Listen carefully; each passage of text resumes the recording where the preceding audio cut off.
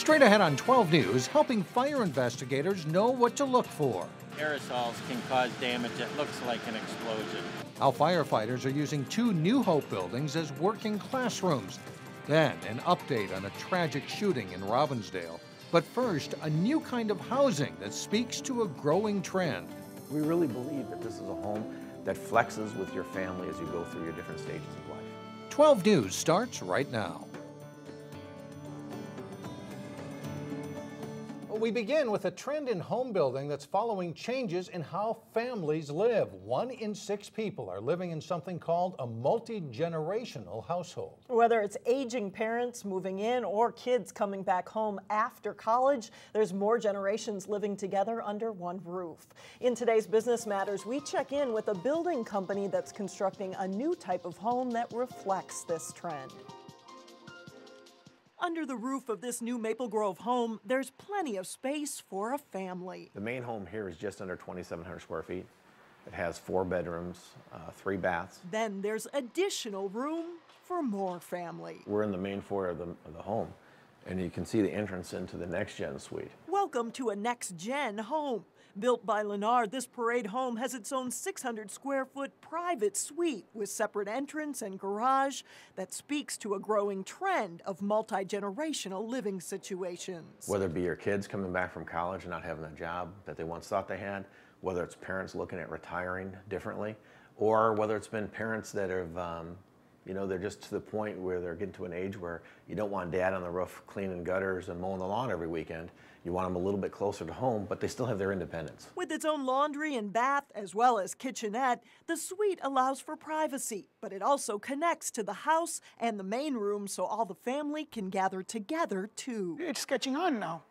And plus people are finding it out that really family matters. Realtor Abbas Parali thinks the next-gen concept makes sense, not only for clients, but also in his own life, where multi-generational living is not a new thing to East Asian cultures. If I was a grandpa, and if my grandchildren were living next to me, how wonderful it would be. There's a variety of ways that you can use this space, and it just gives you more flexibility with your life. This home is already generating major interest on the Parade of Homes tour. It's the first of its kind right now in Minnesota, but it won't be the last. We'll start constructing these in various neighborhoods around the Twin Cities, so I anticipate next year we're going to have quite a few more of these built and sold. Over the past year, Lennar has sold 350 next-gen homes nationwide. Locally, more than 1,000 people have toured the Maple Grove next-gen home as part of the Parade of Homes tours, and it runs through September 30th. Robbinsdale police call the entire incident tragic and unfortunate. They say the fatal shooting of 2 people on Friday was a case of murder-suicide. Police say a man shot 27-year-old Jennifer Smith around 9:30 Friday morning before turning the gun on himself. Smith's young son found his mother and told a neighbor that she was not moving. She was shot several times. Smith leaves behind 3 children. Police also found the body of 73-year-old Ronald West of Brooklyn Park. The 2 apparently had known each other for several years. A gun was also found at the scene. 2 fires in the Northwest Metro over the weekend displaced close to 24 residents. In Maple Grove, a former firefighter used a garden hose to help keep damage to a minimum when a duplex caught fire. It happened Sunday morning in the 13,000 block of 70th Place North. Fire officials say the fire started on the deck and spread to the building. 1 firefighter was hurt when he fell, but was treated and released. In Brooklyn Center, the Red Cross was called in to help 19 people with food and shelter after a fire in an apartment in the 6800 block of Humboldt Avenue. Fire officials say the fire started on the stove and someone in the building put it out with a fire extinguisher. Well, some may call it controlled chaos. While others might say it's a teaching tool. Renee Bonneau explains how local fire investigators are getting a rare chance to study a series of fires from the inside out. As flames fly out of a bedroom window of this New Hope fourplex, firefighters are already on hand. In fact, they were here before the fire started. That's because they started it. Let's back up a bit. We have lights plugged in. We have furniture, TVs, you name it, to make it as realistic as possible. Aaron Surratt, Deputy Fire Marshal for West Metro Fire District, shows us one of a half-dozen rooms in that same fourplex that'll go up in flames as part of a teaching session called Learn and Burn. The owner of this and the fourplex next door were going to tear down both buildings anyway and donated them to West Metro. This will be an appliance failure.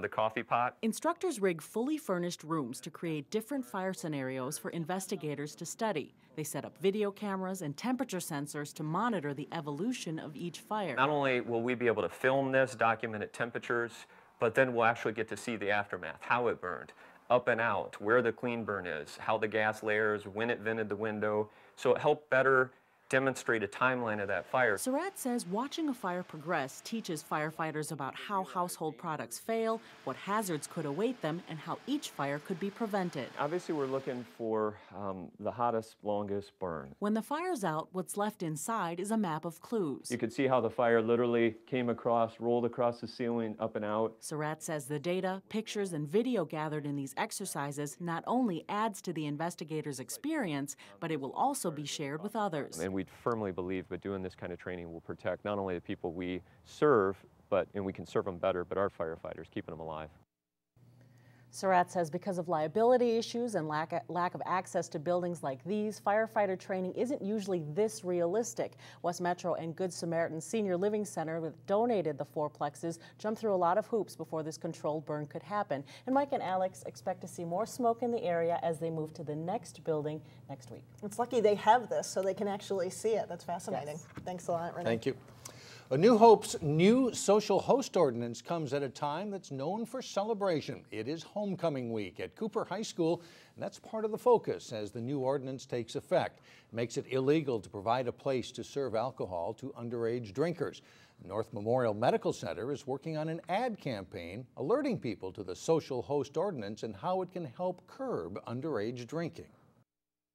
We like to use it as a deterrent, actually. We really hope that law enforcement doesn't have to use the social host ordinances. The idea is to let people know it's in place. And there's criminal charges. There's quite a large fine. Most cities have about $1,000 and a possible stay in jail. You'll see the advertising campaign in New Hope City newsletters and in Robbinsdale School District athletic programs. Still ahead on 12 News, how planners are taking a different approach with redevelopment. And later in sports, Cooper's football team lights up the scoreboard again with a big win. But first, a check of your AccuWeather forecast.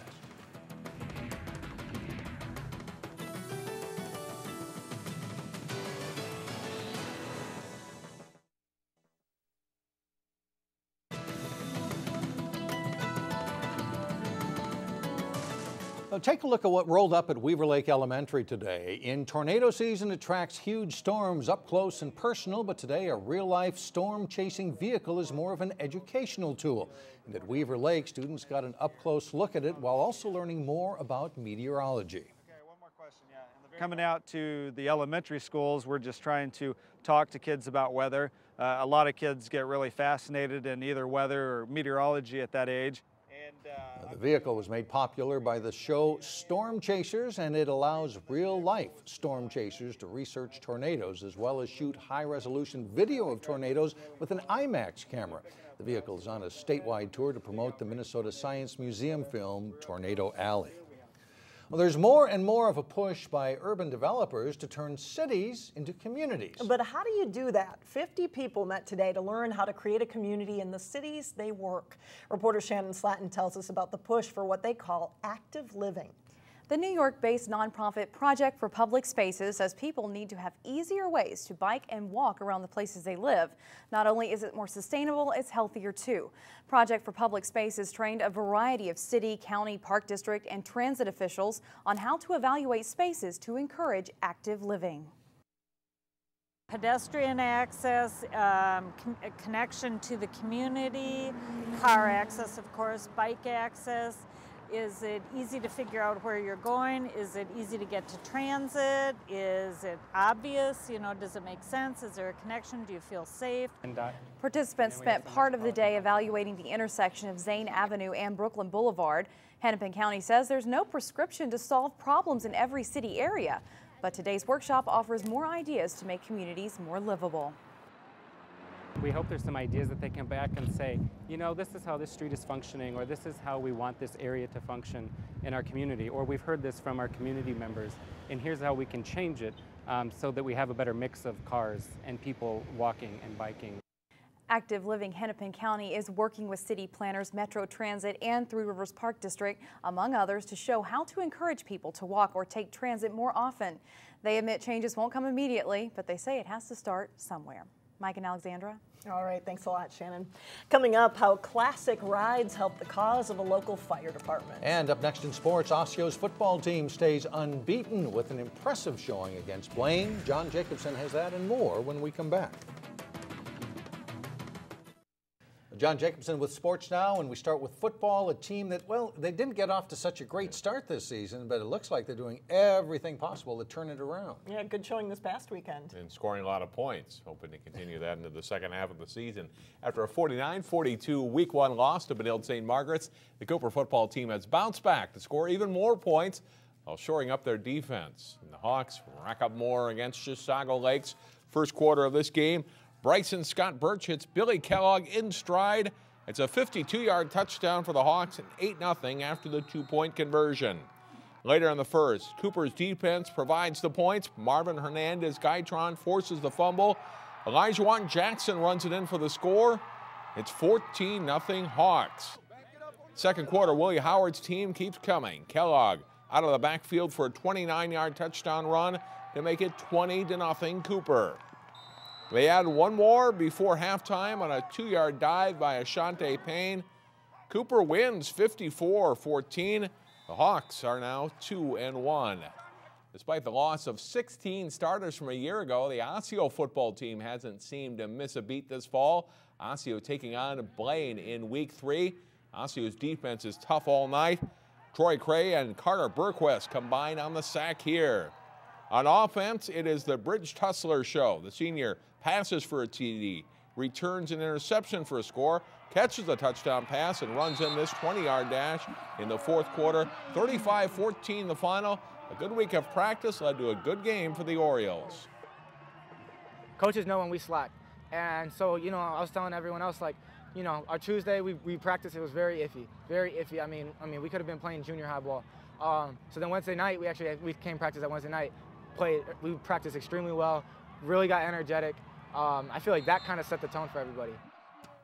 The Brooklyn Center football team won 2 games last season, one of them against St. Paul Academy. They hope to repeat that scenario last Friday night at home. It's mostly defense early in this one. Brooklyn Center's Terrell Beasley picks off a Michael O'Shea pass here and puts a stop to an SPA drive in the second quarter. But the Spartans do score a few minutes later. O'Shea rolls right.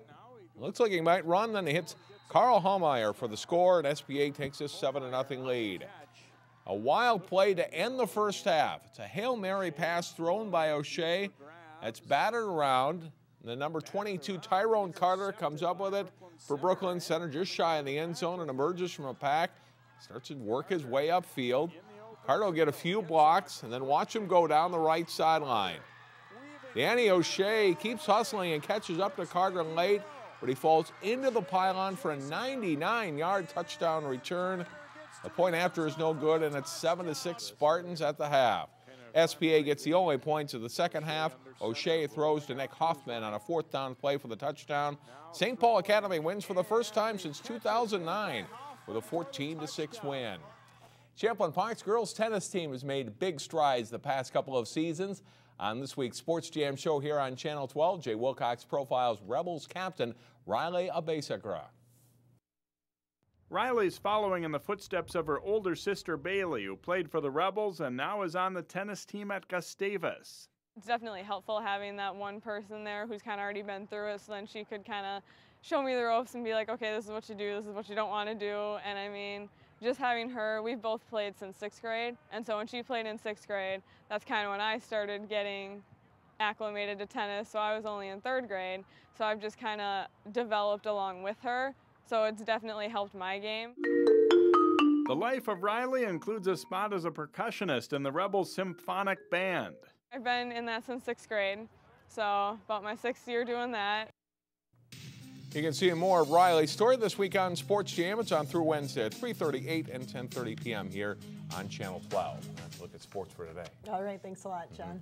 In today's look at Local Vote 2012, we hear from two candidates running to represent New Hope and parts of Plymouth and Crystal in the state legislature. It is House District 45A with DFL incumbent Lyndon Carlson running against Republican Jeff Pauley. My name is Jeff Pauley. I'm a candidate for the Minnesota House. I'm running for public office for one reason and one reason only, to make a positive difference in the lives of people. To move Minnesota productively forward, we must first get beyond the gridlock. The choice is clear. Will we let the way forward be blocked by needless partisan bickering, or will we elect strong and capable citizen representatives? Representatives who will work with wholehearted unity of purpose for you. I'm a lifelong resident of our community, a fellow citizen that has raised a family, worked hard, and played by the rules. Now I am asking for your vote on November 6th to serve as your clear voice of reason in our great state of Minnesota. Thank you. I'm State Representative Lyndon Carlson, the DFL-endorsed candidate for re-election in District 45A, parts of Crystal, New Hope, and Plymouth. My wife Carol and I have 3 children and 6 grandchildren. My legislative committees are Ways and Means, where I serve as the DFL lead, Capital Investment, and Taxes.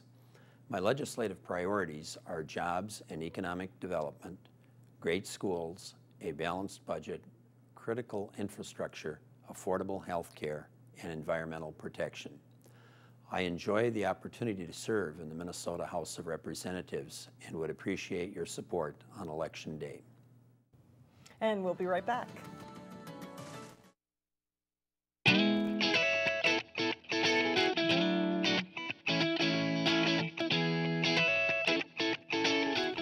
In Brooklyn Park this weekend, old classics will help buy some new gear. The Brooklyn Park Fire Department hosted a benefit car show. More than 100 classic cars were on display, with the owners each paying $10 to showcase their prized possessions. Firefighters say there's just something about classic cars that gets people all revved up. You got muscle cars, you got classics, you have cruisers, you got lowriders. Everybody likes old car. You see an old car go down the street, it's like, I remember a car like that. I used to have one of those when I was a kid. The fire department will use the money raised from the car show to purchase new equipment. I think that's true. You know, people can name the year and, oh, my dad had that, or oh, my grandpa had that. Those cars look like they've had plenty of tender loving care. I bet they don't get out very much in a couple more months. This is probably one of the last time. That's right. That does it for us. Thanks so much for joining us. Stay with us. Community Corner is coming up next. We'll see you again tomorrow.